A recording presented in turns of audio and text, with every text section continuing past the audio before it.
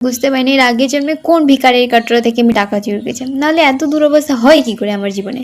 ইনস্টাগ্রামে যে কটা ভিডিও আছে যে এই ভগবানের নামে সাবস্ক্রাইব করো, সরি ফলো করো, তাহলে ভগবান 24 ঘন্টার ভিতর তোমাকে একটা সুখবর দেবে।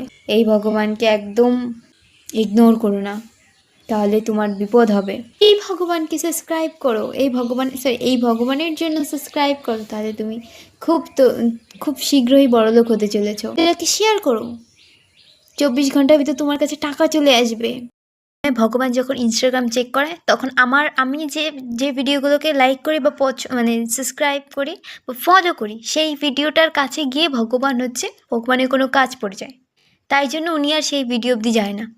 যদি যেত তাহলে দেখতো আমি প্রতিটা ভিডিওতে যে ভিডিও আমার সামনে আসে তাকেই আমি সাবস্ক্রাইবার ফলো করি, শুধু ওনার নামে।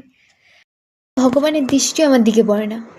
হয়তো ওই পাপের জন্যই আমাকে এই জন্মে গরিব করে পাঠিয়েছে।